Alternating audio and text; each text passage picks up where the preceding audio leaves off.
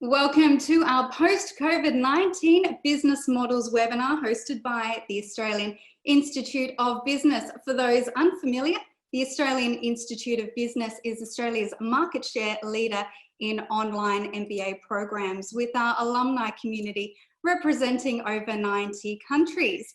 The organisation itself has 35 years of experience in delivering higher education, solidifying us as one of the most established higher education providers in the private sector in Australia.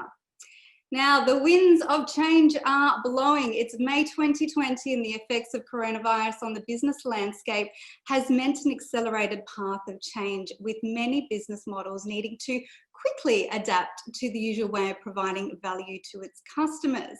It's been a tough formula to get right in a high pressure environment without always knowing what lies ahead, or at least when those government restrictions are to be lifted.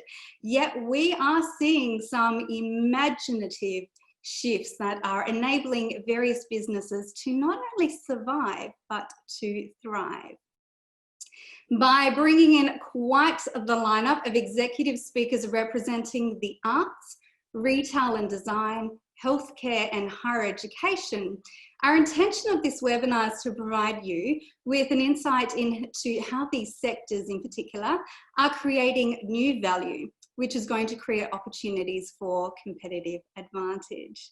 My name is Dr. Alicia Stanway, a member of the academic team, and today your host. Just a few minor comments before we kick off. For those joining us live, there is a chat feature which we encourage you to use as a way to engage with other attendees.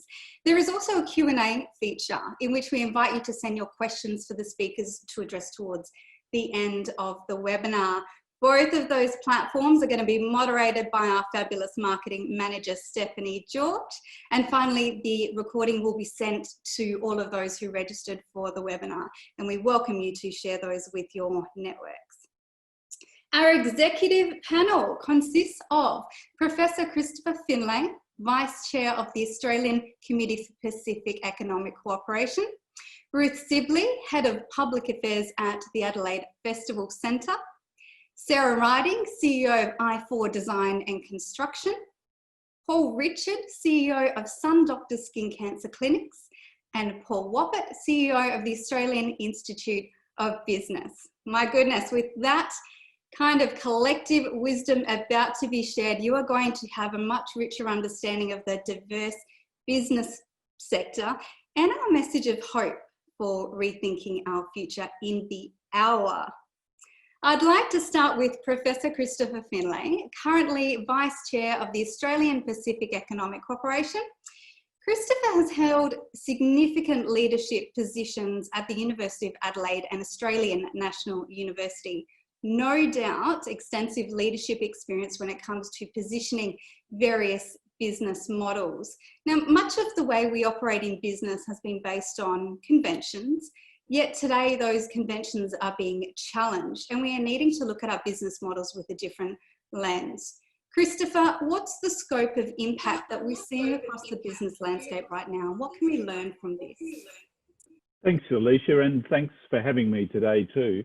I think there's some very interesting stories coming out of this experience. So let me start with some of the impacts and then go on to talk about some of the business model thinking that might derive from that. I'm really interested in how the response to the virus has had very different impacts across activities, depending on how things are produced and how they're consumed. Also policy matters, and different countries have adopted different responses. So that's affected the way that business has been impacted as well. So, for example, if you compare people in service sector compared to manufacturing, very different stories. Restaurants and entertainment sectors shut down, but in other areas where workers can isolate, then production can continue. Where consumers can isolate, then the sales and business can continue as well. Working from homes turned out to be a huge consequence of this experience. Some businesses have appeared to do well. Retail sales are up, I think. Not everywhere, but they're up as people have essentially have shifted stock out of the retail outlets into their own cupboards. And within services, there's all sorts of differential impacts. If you're in a professional services firm and you can work from home, then business might be fine. But if you're someone who's in the front line, if they ask you to come to work, you might feel obliged to do that, but gee, it's a risky thing to do, or else because you're in the front line, you may not be able to come to work and you've been differentially affected. So very different stories across different sectors.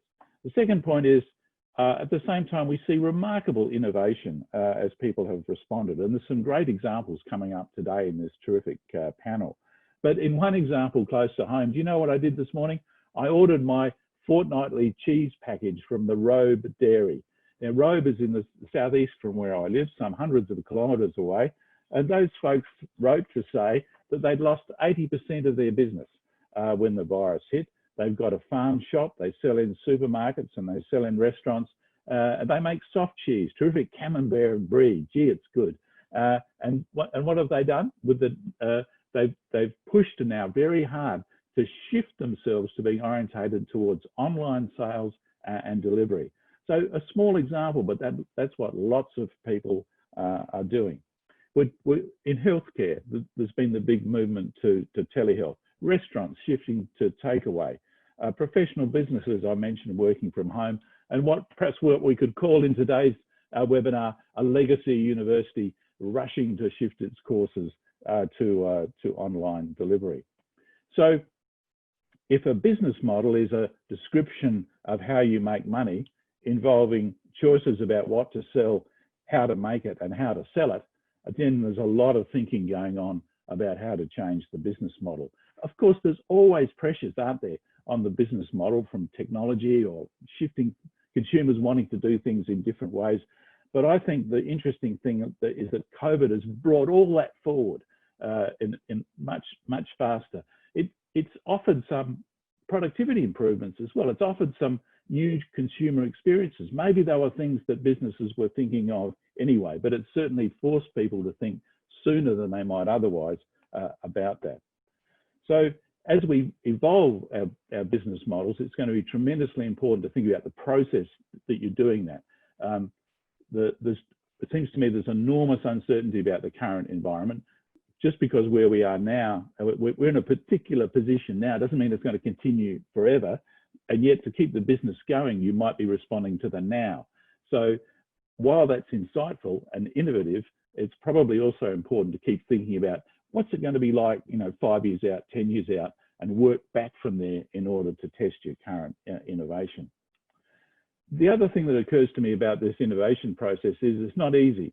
There's quite a few impediments when you start pushing the boundaries. First of all, research. You might have an idea, but it's only half formed and you've got to do some work on it to get it right. You might need a hand to do that. You might need help to do that. Regulations. Some new business models are constrained by regulation. A lot of the health options were. That's been pushed aside for a while. Let's hope it continues. Skills, the new way of doing things. I've got a team that was working in a particular way with a particular skill set. Can they move to the new model that I'm thinking of? The infrastructure. Is the shape of my business right? Can I do what I want to do in the space that I've got now? And what about my community infrastructure? Is there enough broadband capacity to shift all the data around that's whizzing about at the moment? And the final one that's been mentioned to me is industrial relations. Sometimes these models are quite different. If you were in a hospital setting and you decided to distribute your services to the home instead of doing it in the central location, can you do that under the industrial relations, that is the employment agreement framework that you've got? Or do you have to rejig that in order to reposition your staff? So all of these seems to me to be relevant to innovation generally. They're the response to technological change. They come up all the time. But again, COVID's brought all that forward, so now we're all thinking about these things much more intensely. And interestingly, we do see governments saying, yes, we understand we are going to have to look at a regulatory reform agenda in our response. The last thing I've mentioned in my last minute is the international dimension. I'm really interested in global value chains and how they work, and clearly they've been severely disrupted by these events. Procurements become more difficult for people who sell imported product. People who sell into a production process offshore have been disrupted. All those folks, for example, in Australia who sell agricultural products and exported them under the seats of passenger planes. You know, where's that capacity gone? Their model has been severely disrupted. So there'll be a lot of thinking now about how to make those chains more resilient. I think that's a good thing to happen, but I'm quite worried about the responses. I see some knee-jerk reactions to say, oh, well, we've got to be more self-reliant.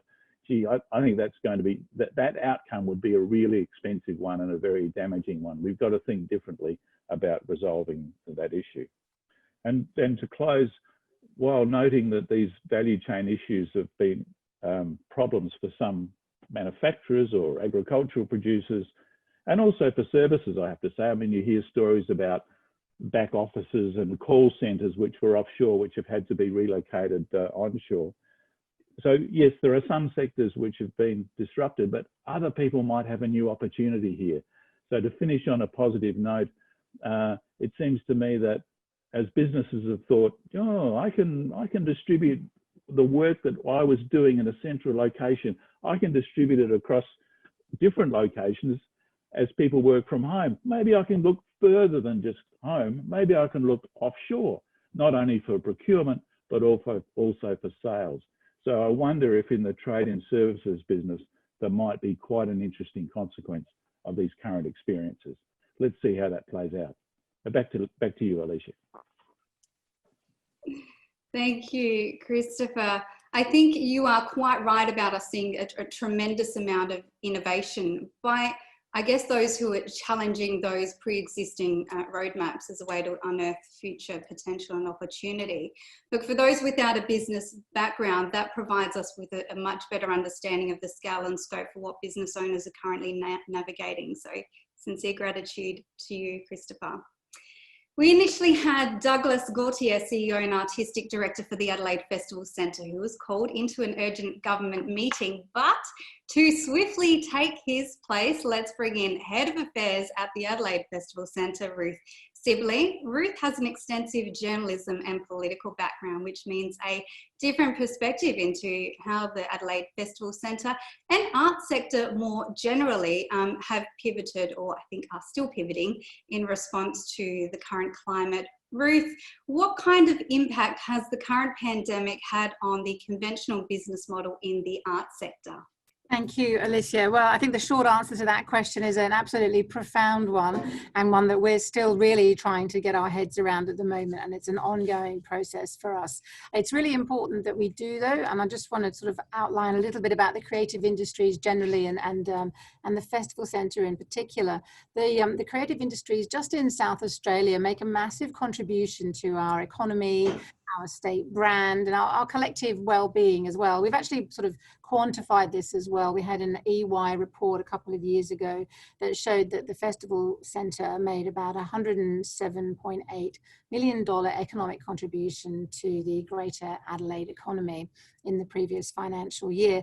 That's at about an $8 return on every dollar invested by the government in the centre. So we feel that we really pull our weight in those good times and help with tourism, hospitality, all the other associated industries. About 1 million people come to the Festival Centre every year, about half of those to ticketed events and half to other. We have theatre, dance, music, exhibitions, a pretty wide range. We're also home to the annual Adelaide Festival of Arts and all their home companies, State Theatre, Orchestra, Opera, and so on. So terribly busy, and we like to think in an important place. We present a lot of large musicals, which essentially help to pay the bills, and we present also our own festivals every year, which is quite an unusual model for arts centres. Our business model is also quite an unusual one. So we're a statutory authority. Sounds kind of boring, bear with me, but it's important because essentially that makes us an agency of the state government of South Australia. However, while we're a government enterprise, we actually only receive about 30% of our annual sort of operating revenues from government grants. And the rest of it needs to be made through ticket sales, food and beverage sales, marketing services, and so on. So you can see where I'm heading. When national and international borders closed and we had to close all our venues, that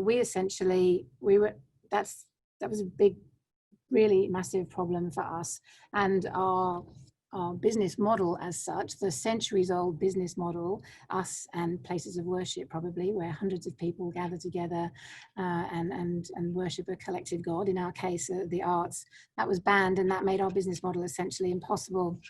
So back in March, which seems like a year ago, we had to make that awful decision to close all our venues. This was just before, literally days before the School of Rock was due to open in our 2,000-seat venue. And we took some other very big and very difficult decisions in those first few days and weeks. I'm not asking for sympathy. I'm just trying to outline the sort of the enormity really of the situation that we're facing. So what are we doing now? I mean, I think our most practical obstacle to business as usual is, and will continue to be probably for many months to come, is social distancing and the difficulties around safely bringing groups of people together. Now, this is going to be the reality of our lives for quite a while, and it's obviously devastating to the traditional model of hundreds of people coming into one room, closing the doors and sharing a collective experience of a live performance. It's a challenge. Changing that's going to be a challenge not only to audience experience, but also, of course, the profitability of the sector in general. As you can spread people out, but if you're only selling a third of the seats in a 2,000-seat venue, then that's a problem for your business model and your sustainability, possibly even your survival. Obviously, there's lots of work going on in online presentation at the moment. Our own home companies and our own sort of education and other areas are being enormously creative and productive. We're putting some of our festival work, say Cabaret Festival, which had to be cancelled this year, is going online in many ways. And there's lots of fantastic and exciting work that's happening in that space. But we do have to be aware that we've got a more fundamental long-term problem here to look at, which is how do we get people back to the actual theatres to experience live performance. So we will need to be sure that that's what audiences want. What exactly are they going to want? What's their sentiment going to be in the future? So we're looking at lots of different sort of options for those performances. This checkerboarding people throughout the auditorium, or maybe doing more work outside. We're blessed with good weather for most of the year, not today, but most of the year. And extending opening times so people can come into the theatre more easily and more spaced out. Well, these are all sort of scenarios that we're planning around at the moment and working what the future can look like. They're also very involved in a couple of surveys. I think it's really important now that we need information now more than ever. I suppose that's a truism for businesses everywhere, and for us it's definitely the case that we need information, we need data. So we're involved in a couple of surveys, one that we're running, one that's being run by the arts department here, Arts SA, and that's really drilling down into the audience sentiment. What did you used to do? What will you consider doing in the future? What would you be comfortable about doing? Do you, right down to the granular level of, would you expect the people taking the tickets to be wearing a mask? How much space would you want around you? We might not be able to solve all of these problems. We might be sorry in the future that we've even asked these questions, but I feel like we need some of this information to help with these scenarios and plan for our futures. So we need to know what that appetite is going to be. And I mean, we need to be aware also, of course, that many of our artists and audiences have suffered loss of income and a huge loss of confidence. There's going to be economic insecurity that's going to further undermine our customer base. Something else, it's an unpleasant reality, but one that I feel that, along with many other businesses around the world now, and in Australia too, we're having to really face that and think hard about it. Our audiences have been very sophisticated and have had quite high expectations, which have grown over the years in terms of the level of the performance and the accessibility of the venue and the value for money. I don't expect any of those things to change, and we will continue to adapt to those changing expectations of our audiences. But what we have now is an opportunity to ask what more they're going to want and how they're going to feel differently about things in the future. So, as well as that information, I mentioned courage. There's a role for the arts, here to help society, to help make some sense of what it is we're going through, what's happened to us, or at the very least express what this shared experience has been. This is important. This is, I think, going to be essential to our recovery as much as many of the economic measures, I would argue. And look, artists are courageous by necessity. You have to be brave/mad to do what they do anyway. And I think that it behoves arts administrators and presenters like us to really learn from that and to try and be brave too and back them up as they come back into the world and their audiences come back to them.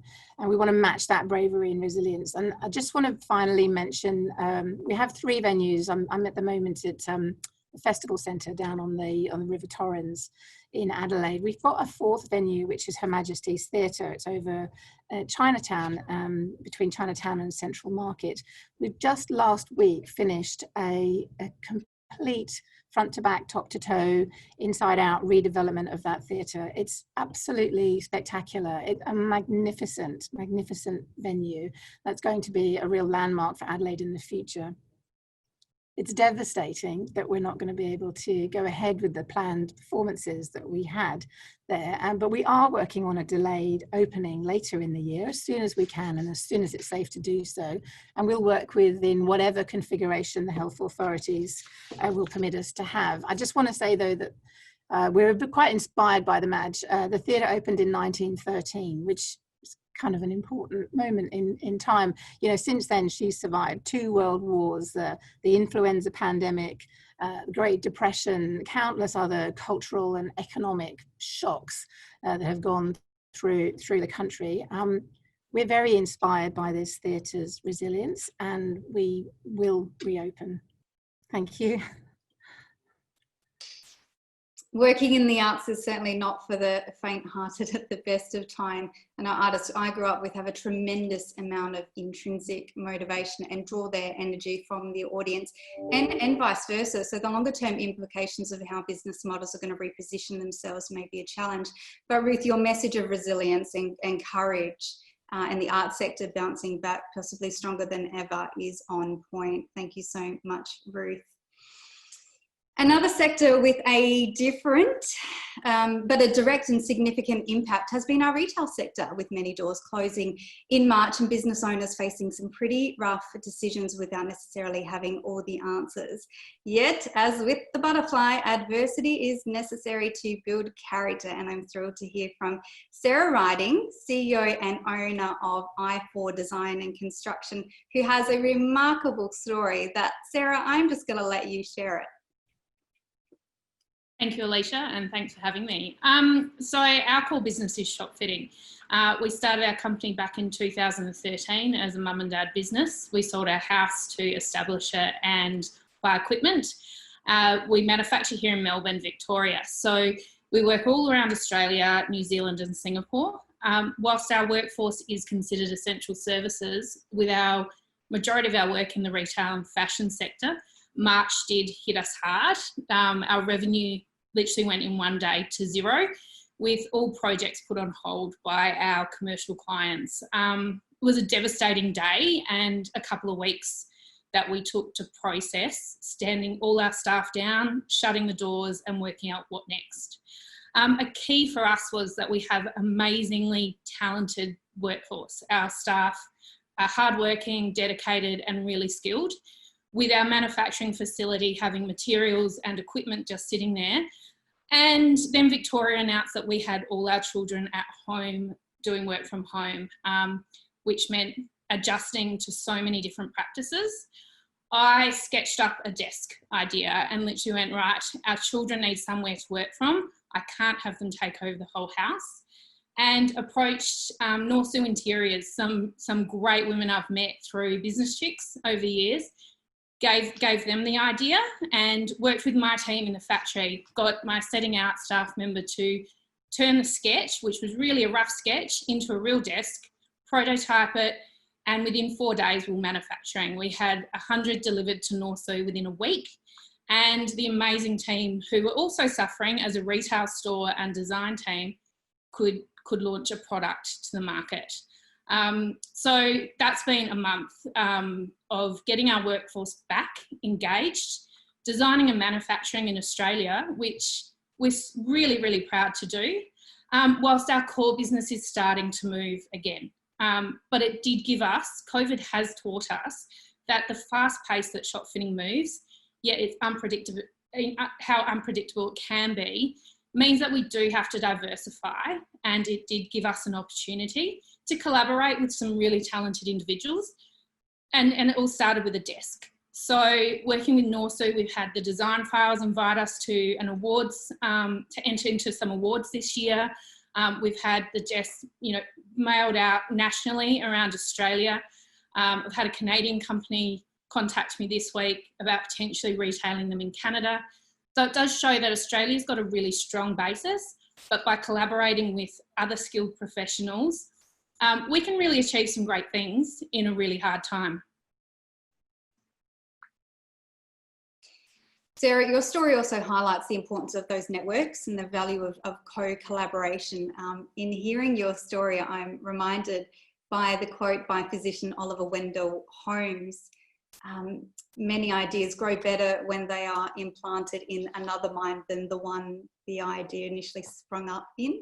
Just clever innovation at its finest. Now, I have to ask you, do you have one in your home right now? We have quite a few in my home right now. I've got the one I work from directly behind me. Would you like to have a look?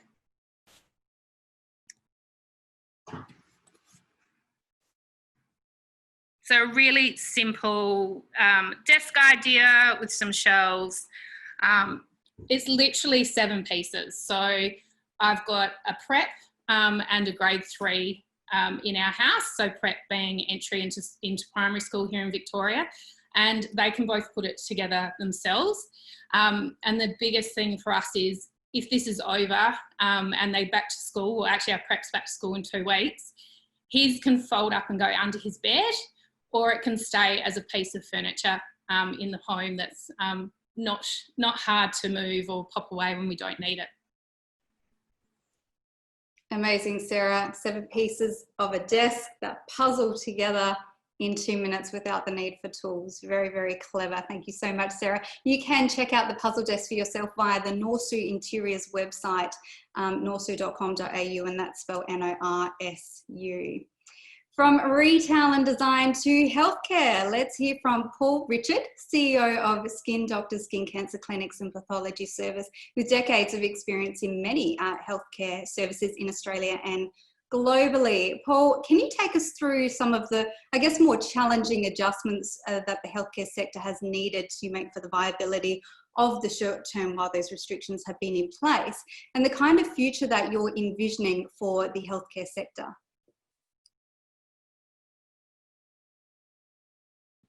Can you hear me okay? Great. No, thanks, Alicia. Yeah, so healthcare is traditionally and conventional is face-to-face. Doctors, this is probably the area. I have sort of a background in technology. I'm a chemical engineer originally by trade, and I always found healthcare fascinating because it's probably the industry that's uses the least amount of technology that's actually available. So for doctors and my business comprises that we're the largest skin cancer clinic group in Australia.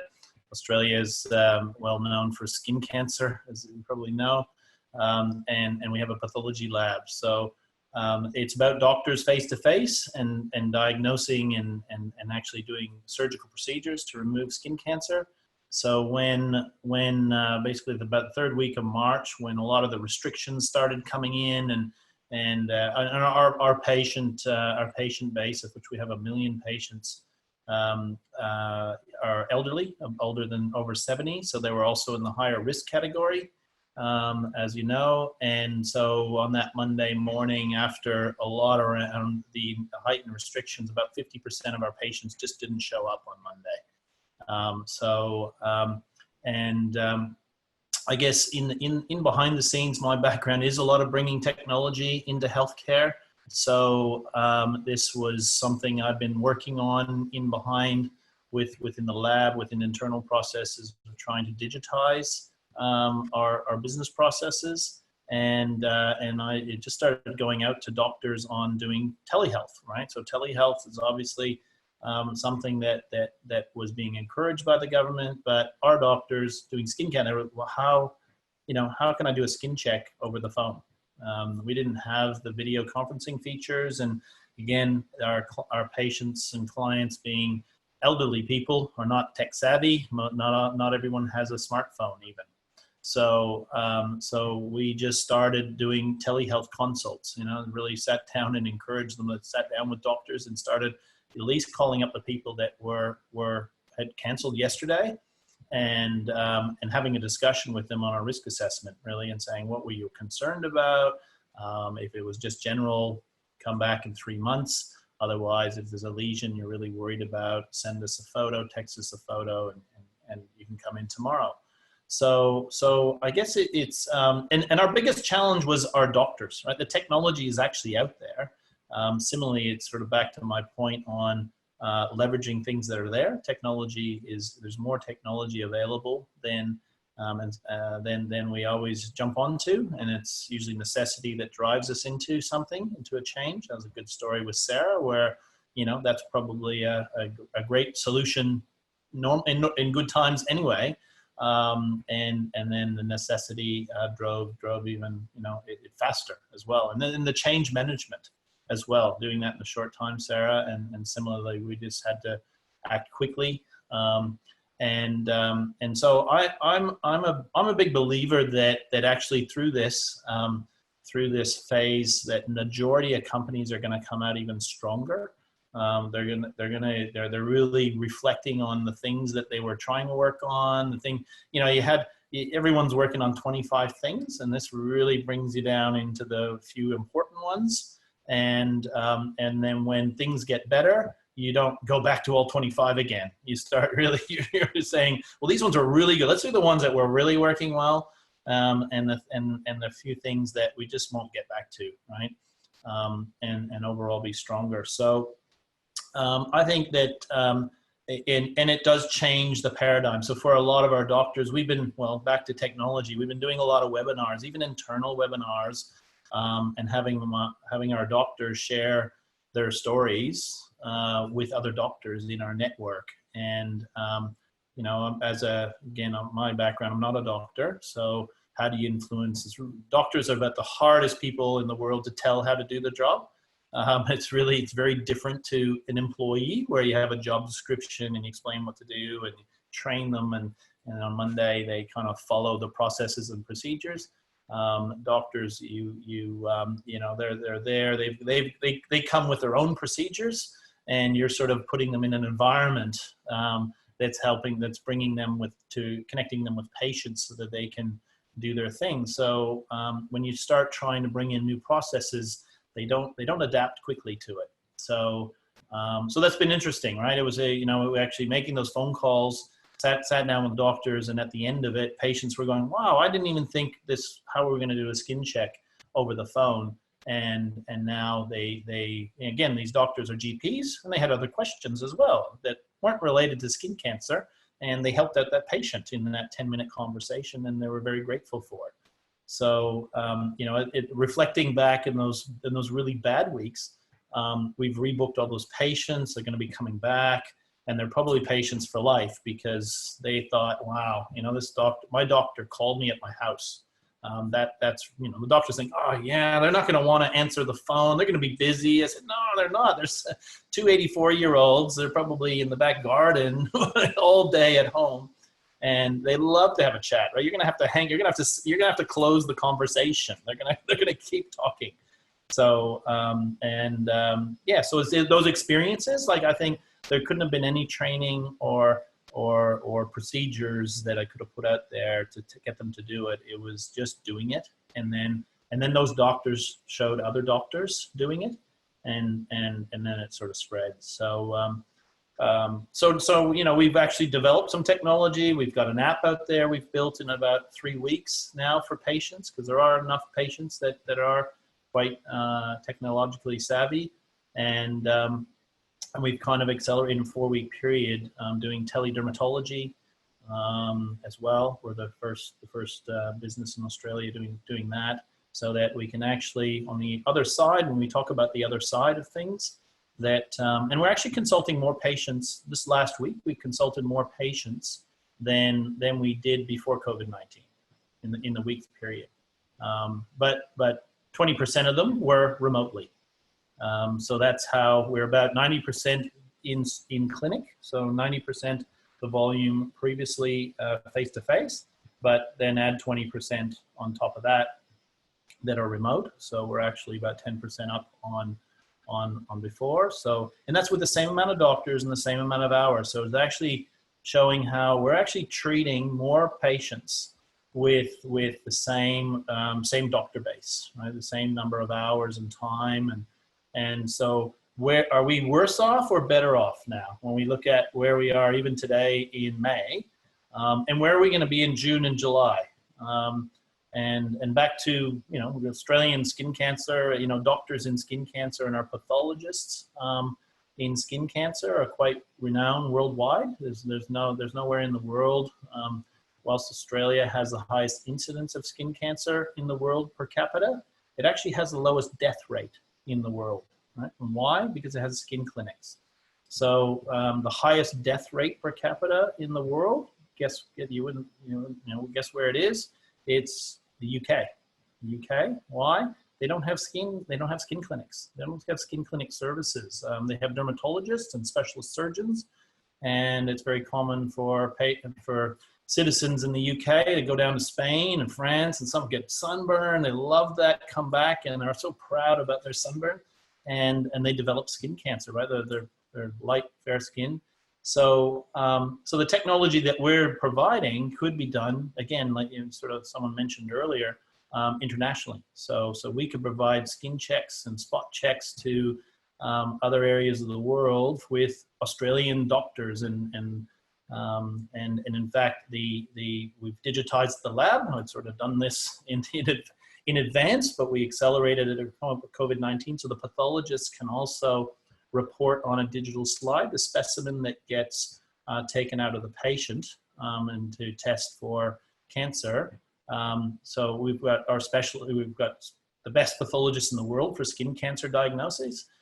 So those specimens could be taken out in another country, in the UK, for example, processed in the lab, but reported by the pathologist in Australia with the digitization of it. So these things are all now, I've been talking about these things. I joined the business about 2 years ago as the CEO, and I've been pushing this technology for 2 years and slowly, step by step, introducing some incremental elements. And in the last 4 weeks, we've moved, you know, about 5 years ahead. And so, you know, it really accelerated in necessity. Necessity brings invention. So I'm quite positive with this and across the business and across all of healthcare. I actually think it's almost taken it's one of those things, the health scare is going to improve healthcare down the track, as opposed to actually making it worse. And it's breaking the ice or the barriers of the fear of technology and the sense and the paradigm that there's nothing better than face-to-face. But when you split up the tasks into things that need to be face-to-face, so the procedure needs to be face-to-face. Yeah, that's until you get robots going to the home and being able to do surgery, that needs to be face-to-face with your specialist.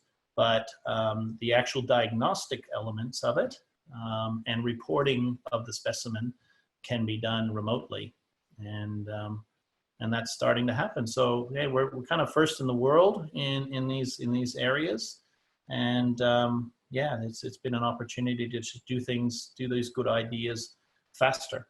So yeah, that's kind of my story, and yeah, happy to take any questions later on.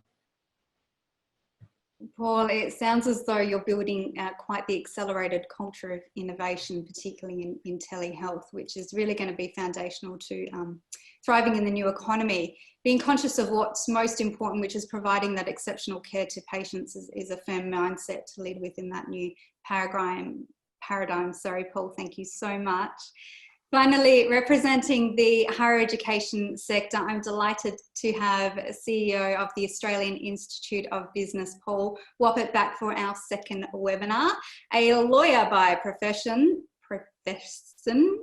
Paul has held executive leadership positions across CPA Australia, Mobil Oil and Open Universities. And I'd also like to mention that he is an avid student of all things business, technology, innovation, education. And if you've had the pleasure of hearing from him previously, extremely passionate about making education accessible to everyone and delivering good quality online learning experiences.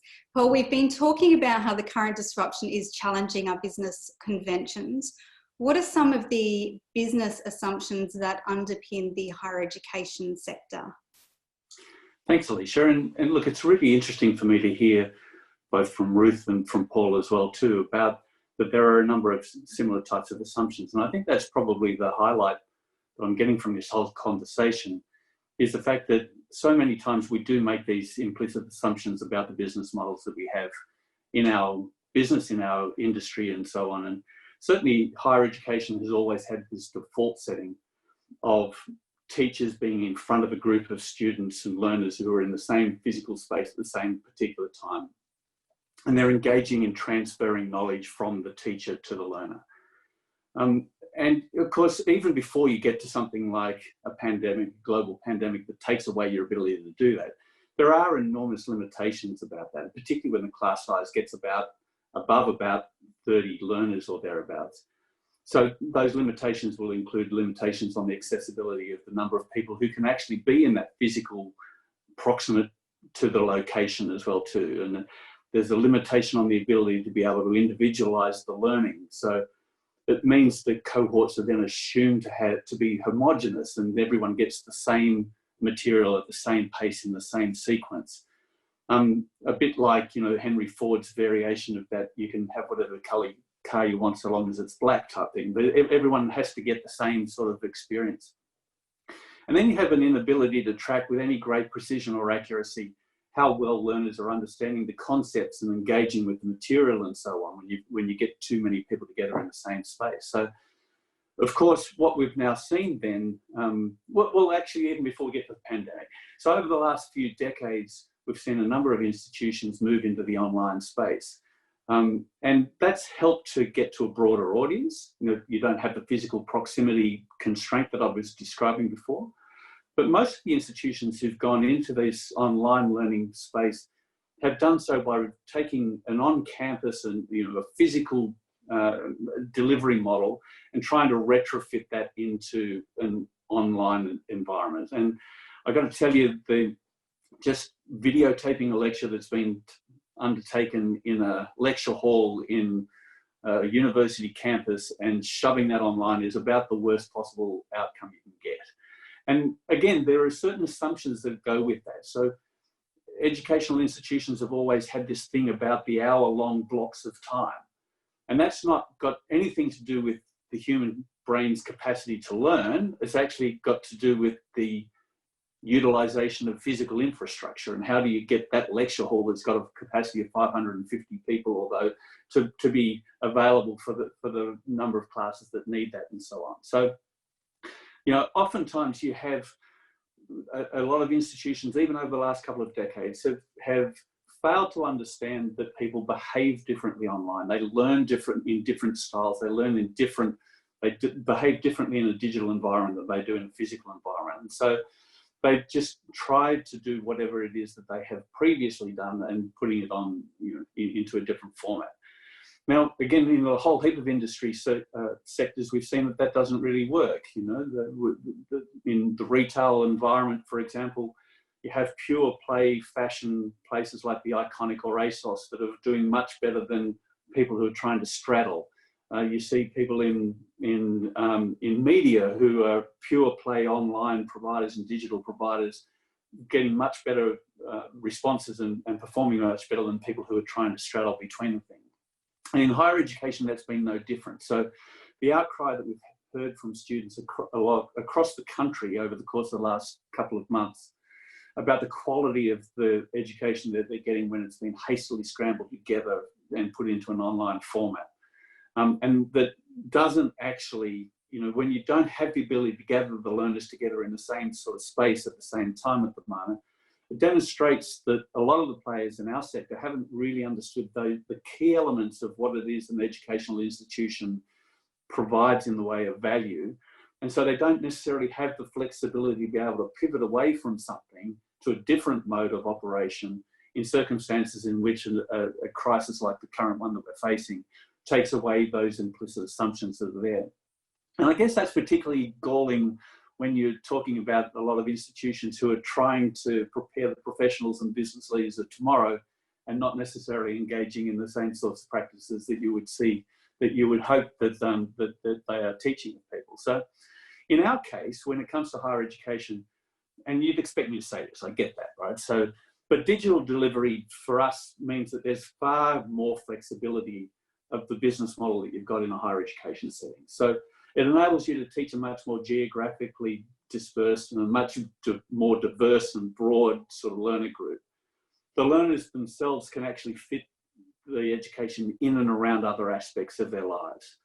The teachers have to teach in a different way, and it's really interesting for us as academics who come from different institutions, because online it's about knowledge exchange. How can you facilitate the conversations that happen between different students from different industry groups and different backgrounds and so on, to actually exchange the knowledge rather than it just being the expert at the front who's transferring that knowledge.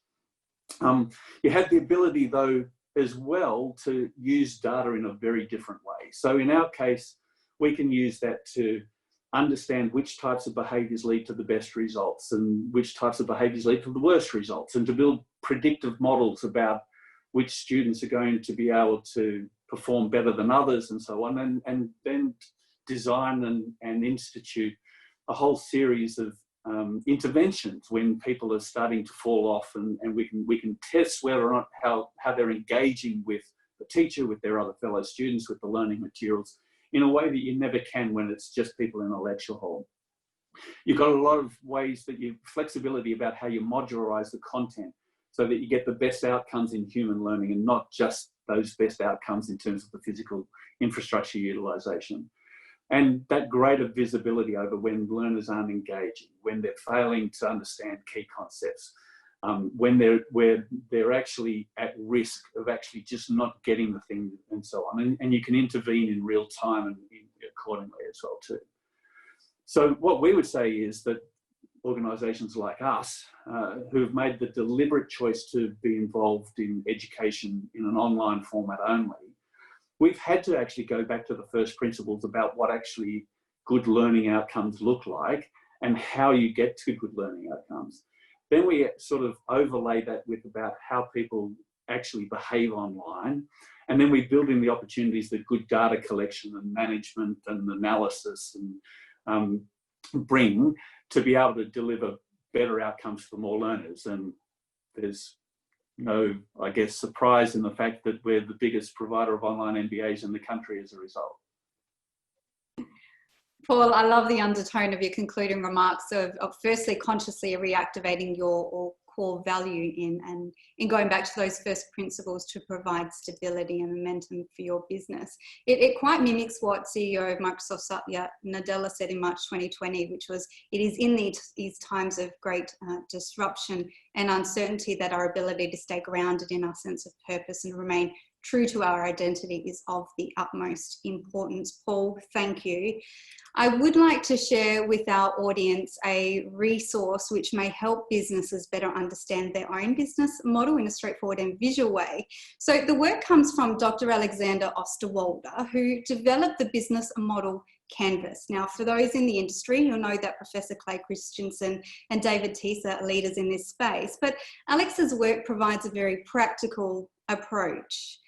It uses an app to sketch out business ideas, visualize key elements, and communicate a simple story of your business model and core value proposition, which certainly fits with our ethos as a practical business school and is subsequently what we teach in our MBA program. Now, you can explore this for yourself by visiting strategizer.com.au, and that is spelled strategy, Z-E-R. Now it's time to switch modes and answer some of your questions. Throughout the webinar, our marketing manager, Stephanie George, has been moderating both the chat feature and Q&A feature. Bear in mind that's been a huge task in itself with a couple of hundred attendees, but she's a star. And I do apologise that we may not get to everyone's question, but let's certainly make a start. Professor Christopher Finlay, I have one for you from Sara Tui, and she says, given pre-COVID-19 trade agreements, wow, this is a really long, okay, I'm going to do my best. It's a long, she's giving you lots of context to work with. So given pre-COVID-19 trade agreement, IP protection, and the strengthening of authoritarian rather than the democratic leadership within China, and now the move to an investigation and some countries seeking compensation from China over the pandemic, do you think this crisis will result in China needing to better align to the rules, regulations, expectations that to date they have not met in order for them to remain with the WTO? There's going to be enormous pressure on China to align itself with WTO commitments and processes, that's for sure. But on the other hand, there's no solution here without China being involved. So this is a mutual exercise. This is something we can all work on together. And China's not alone in its misalignment in some of those practices and processes. Look, I think there's a lot of thinking about disconnecting with China. I think it's the last thing that we want to be thinking about. Yes, it's complex. It's a really difficult environment at the moment, but the opportunity there, both as a customer and a supplier, is just so huge that you can't get past that situation. I think the option for a small country like Australia is to work with our mates in the region to come up with a regime that works for us. Big agenda, good question, but the future is not one without China. Thank you, Christopher. Sara, this one's for you. It comes from Jamie Cunningham. I'm guessing you are selling the desk to a new market than your usual business. How do you approach marketing? Do you have those skills in-house, or did you seek external marketing help, and what channels did you use? You're totally right, Jamie. Retailing products is not our core business, and it's also not a skill set we had in-house, which is why the collaboration part of these desks and joinery moving forward is definitely going to be part of the success or the growth of that market. So our core business and skills is in the manufacturing and design of really great joinery, for both residential and commercial, but we don't have the retail arm, which is why the girls at Norsu were so fantastic to partner with. Their skill set is definitely marketing, and they've got the design eye, they do the visual merchandising of products, and they do all that marketing.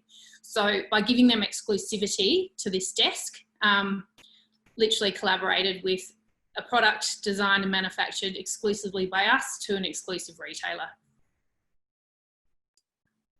Thank you, Sara. Paul Richard, this one is for you. This one comes from Lyle Halliday, thank you. Medical devices and IVDs are a heavily regulated industry. What can be learned from your experience to help med tech companies manage both the regulatory requirements as well as being lean and agile?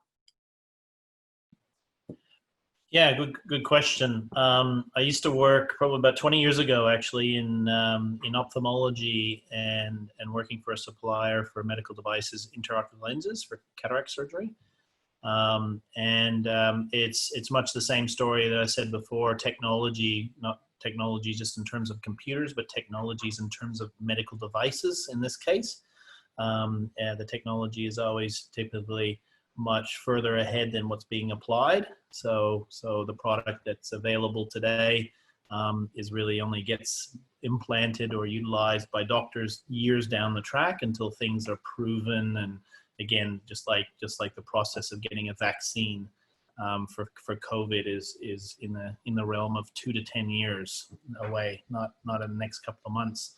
So I think in my experience in when I was working with a medical device supplier, it is around just trying, it's the stepping stone. So it's trying to find places and doctors. Again, it's trying to find those 1 or 2 doctors that are open to trying something different, and they've got some need to do that.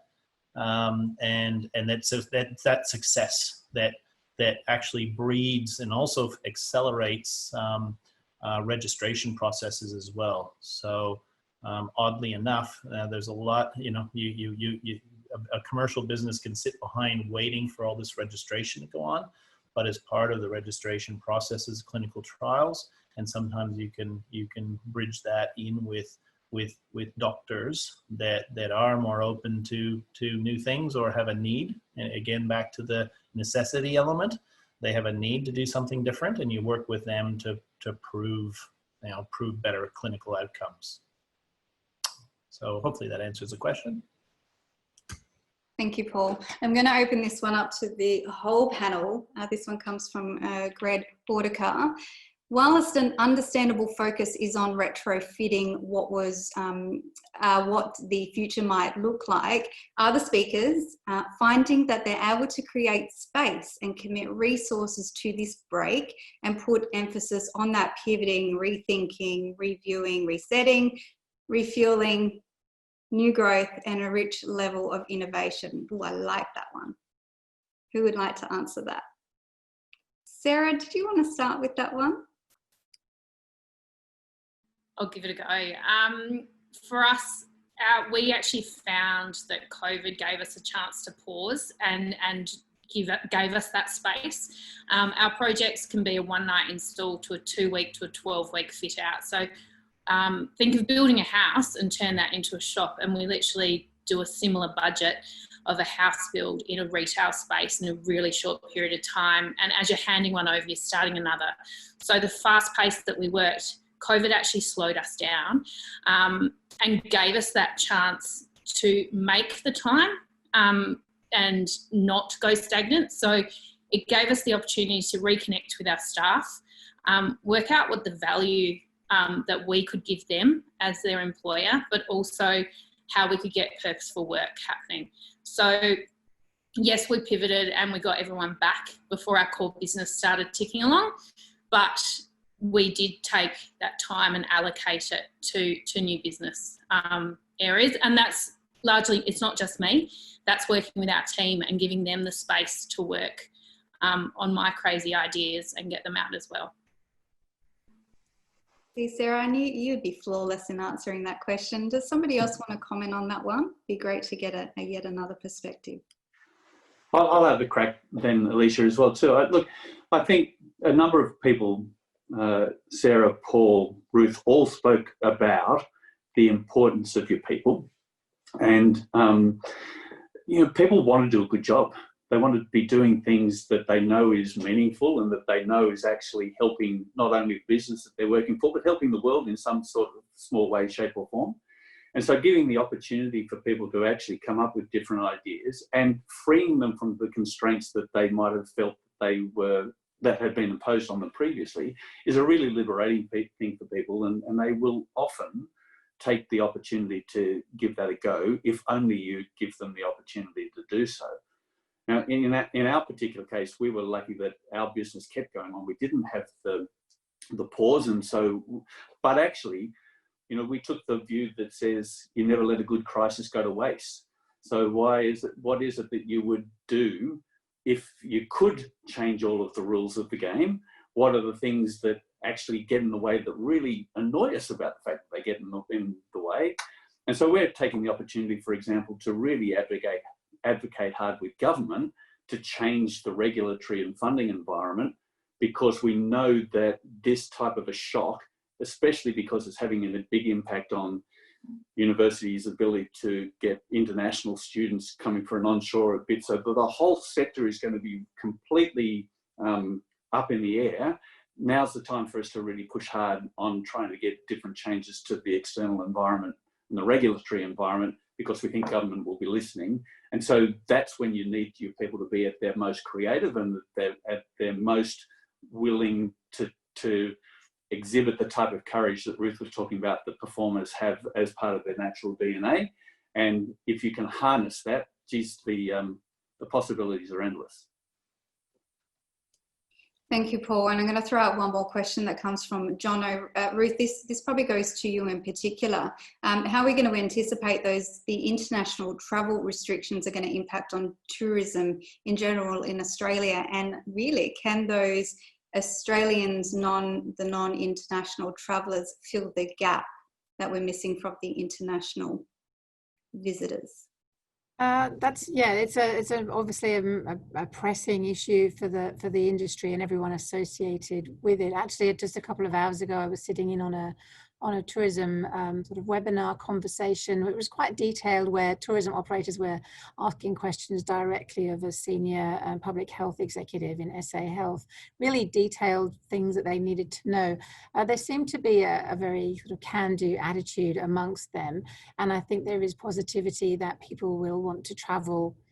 We want to get out of our home and our office as soon as possible. And in South Australia, we're being actively encouraged to travel around the state, and regional travel is often quite underestimated, I think, in those calculations. There's an awful lot of it that happens in Australia.